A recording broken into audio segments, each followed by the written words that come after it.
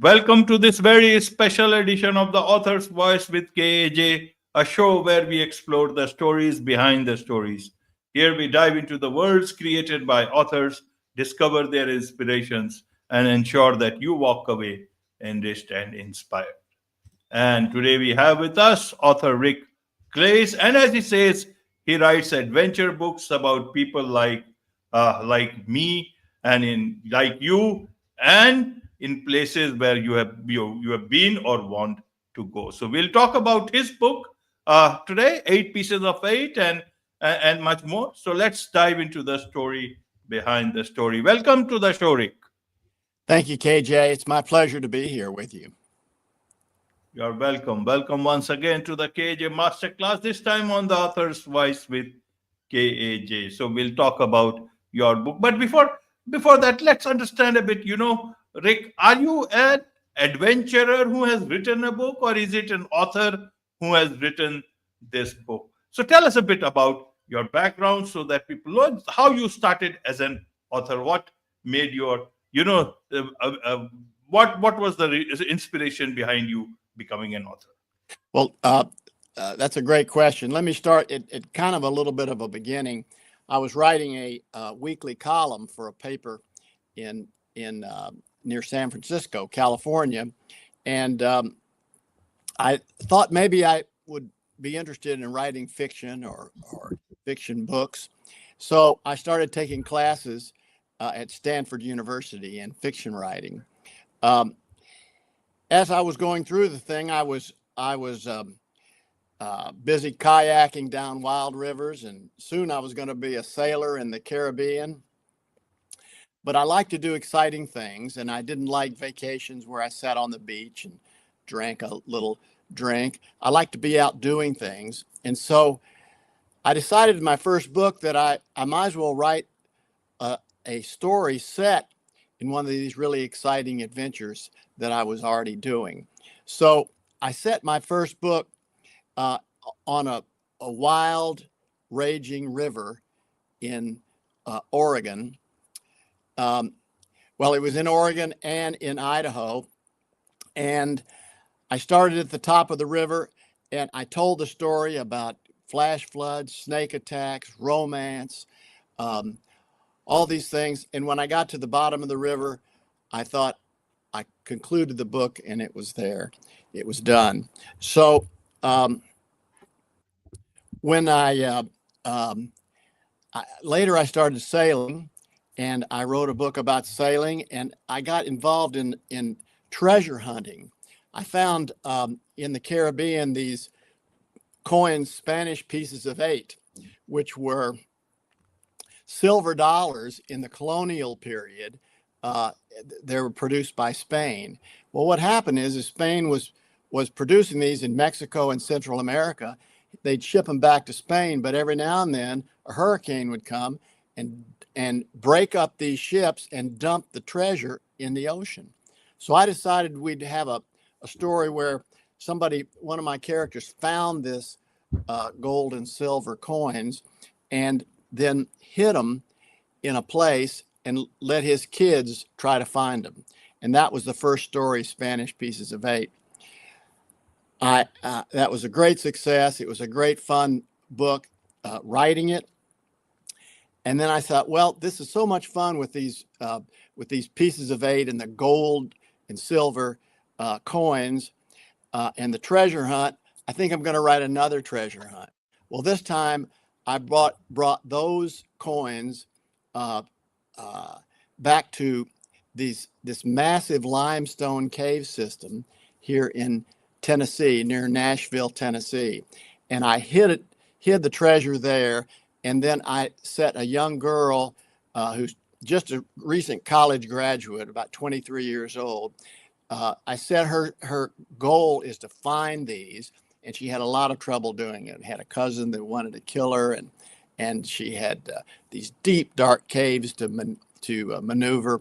And so it became a really fun story to write, and it's called 8 Pieces of 8.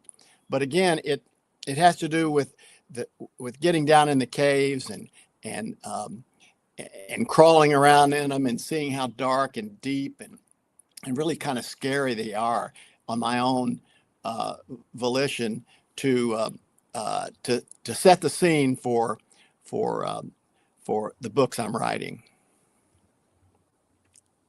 Absolutely, absolutely. So here we have got on the screen, just by your side, 8 pieces of 8. Tell us a bit more about this particular book of yours. So technically, this is your second book, or is it the number is different? Well, this is the second book in the Pieces of 8 series. So there's Spanish Pieces of 8, and then there's 8 Pieces of 8. And what they have in common is they're both plots of the books are searching for hidden gold and silver coins. The first book, Spanish Pieces of 8, has a main character, Richard Dennison, who is involved in setting up the treasure hunt for his children. His granddaughter, Bev, is the main character in book 2, 8 Pieces of 8. And so, one, we're looking for similar gold and silver coins, and 2, it's the granddaughter of Richard in the first book, and that's what makes it kind of a sequel. It's not important to read the first book before you read the second book because both books stand alone. But the second book is a spin-off using the same kinds of things. I think people like this book because there's a young girl, as I mentioned, who's just out of college, 23 years old, and she's looking to grow up and decide what she wants to do with her life, like we all have to do, and where we fit in. And she's from California. She finds herself in New York City. She gets hurt by the Bitcoin disaster that happened a few years ago. And she finds herself in Nashville, Tennessee with a cousin who has a magic map. And he's sure it's a magic map to the treasure hidden somewhere. He thinks it's in a cave. It turns out that there's nobody better at reading the magic part of this map than his cousin Bev, who's our main character. So she becomes very important.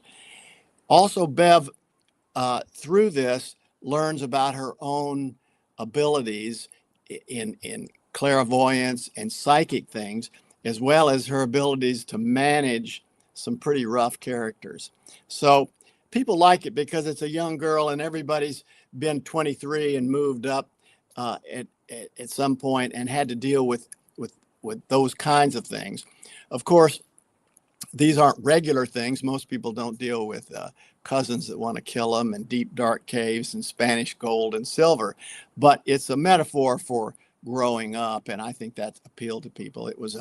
This book was a Amazon bestseller, and it's still just a few months ago, so it's still selling very well.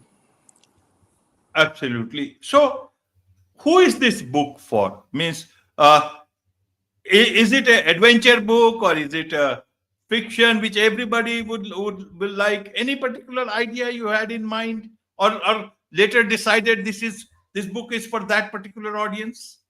I think it's a book for adults. I think young adults like it. This is a book for action people that like the outdoors. It's a lot of really great books written for in people's heads and what they're thinking and doing. There's a lot of that in this book, but this is primarily an action book. It's a mystery too, because they're trying to solve the mystery of this magic map and find this gold and silver treasure. There's an added little benefit to this book. It's a magic map, and it's controlled by a vortex of people who died 300 years ago in one of these shipwrecks, and it's an evil vortex. And there is there's a very powerful guru named Ezekiel that comes in and really helps Bev with this magic map and to keep the bad guys away from her. So the answer is, I think it's for adults, young adults through older adults, but who like adventure and mystery. Absolutely, Rick. So, how do you manage to, write for young adults with stories, map looking for treasures behind a map and all that stuff, and modern, except maybe the crypto part is there in the book, that hurt one of the characters and made her look go for other things. So, I want to understand, how do you, as an author, when the whole world is looking towards looking at much more different sort of characters, and out of the world characters, all those fancy characters, how do you write these characters and still make them relevant for the young adults? Well, the challenge of a fiction writer and the sheer joy of it is to create your own world, and characters react differently in your world. I created a world where there's a magic map.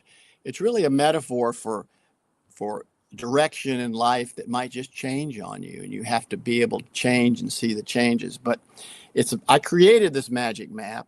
I created Ezekiel, the spirit guru that helps Bev through this, and I actually created some pretty interesting characters. Bev has a younger brother who dresses up like a Spanish conquistador. Go figure. I mean, he lives in San Francisco, so that's one of the reasons he does it. But he's a comic relief character, and he's there to help Bev, but he's dressing up with a big hat and a big feather, and he's going through the caves, and so it's kind of a funny foil kind of character. But so creating your own world is a real benefit and a real fun part of being a fiction writer. What I try to do is I try to make up a world and make characters that are more like you and me than like somebody you would fantasize about. There's no special knight in shining armor, or there's no royalty in this thing. These are just people like you and me, who are in the same world we're in, but they're just different circumstances and characters. So I hope that that when readers read this, they see a little bit of themselves and a little bit of their life in this story. Absolutely. So, in terms of characters, how do you do this research in terms of location as well as characters? You explained some of the things, but make sure that the whole backdrop is very authentic and not something imaginary. How do you maintain that part, Rick, in stories like these? Well, in Spanish Pieces of Eight, the first book in the Pieces of Eight series, I sailed in the Caribbean for something like 20 years. And when I wrote that book, the clues to this treasure are each one is in a different on a different island, on a different beach, in a different place. But the story is that I sailed to all those many times. So a lot of that book I just wrote from memory, and I used some references a little bit as I went along. I have been to Tahiti, but I created a sailing adventure within that book, a month-long sailing adventure to Tahiti. And I haven't sailed that, so I did do some research. I looked at some blogs of people who've done it and the different stops they made in the Marquesas Islands, in the Galapagos. And I did research just on the internet and in libraries to really understand what those islands and what that sailing trip would be like. So that's a little bit of research that I didn't do myself, but I did it that way. Now, when I started writing 8 Pieces of Eight, and I decided I was going to hide this treasure in the limestone cave systems, I had been crawling around in there when I was a little kid in some of these little ones. But I went to some of the really major limestone caves in the area, Mammoth Cave and Cumberland Caverns here locally. And I just went in there several times and just experienced the coolness of it, the smell of the air, and the utter darkness. You think you're out on a dark night and there's no stars and it's really dark. You're not in darkness. When you go in these caves and turn out all the flashlights and all the candles and everything around there, you totally experience darkness. And that was something I had to do to research, to really understand these caves and what they were going to be like for my characters as they were looking for this treasure. So, you know, you could go to the library and dig in for months and be in a dark corner, or you can go out in the caves and or sailing or going down rivers. And that's the research that really, I like to do. Absolutely, absolutely. So, in a nutshell, what would you like? What do you want readers of this book, particular book, to take away with them? Well, I want them to take away a fun event. I want them to be intrigued. I want them to be amused by Bev's brother, Branson, dressing up like a conquistador, and I want them to laugh at some of the silly things he does. I want them to take away that Bev, a young girl, can come of age in an extraordinary environment, extraordinary story, but overcome it, learn about herself and learn about the environment. And in the end, has some idea of where she fits in the world and experience that growing up or that coming of age. That's the main theme, I think, in this book, as well as the outdoor adventure, of course. Absolutely. So this is one book. Book two. First was the Spanish Pieces of Eight, then Eight Pieces of Eight. What Yes. after that? Any particular book after that? Still working on? What Yeah. about the future? Anything upcoming? Any upcoming book or projects you want the world to know about? Well, I'm glad you asked, because at this very moment, I am writing a new book. It takes place in a small southern town outside Nashville, and it has to do with two young boys and their dog that discover a ghost that's living in a courthouse that's been there 150 years. And they also uncover a very big travesty that happened several generations back, and it affects everybody in the town.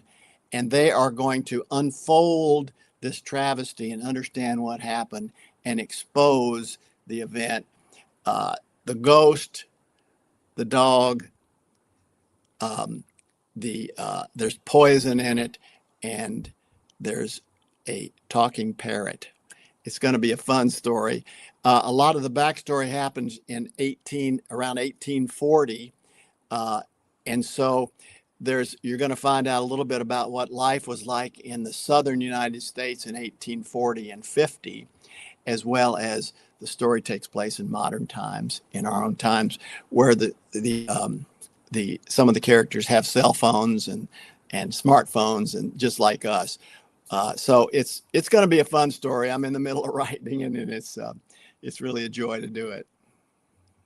Absolutely, absolutely. There is so much to learn about life and adventure from you, Rick, about the cave systems and sailing in the Caribbean and much more, and different characters. So, for those people who would want to connect with you, learn more about your books, not only this book, but also the upcoming book, what's the best way for them to do so, Rick?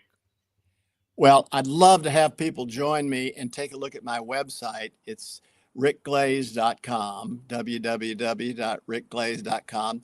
On there, there's a lot of places to click. You can join my premium reader club, and then you will get monthly updates in my newsletter about what's coming up.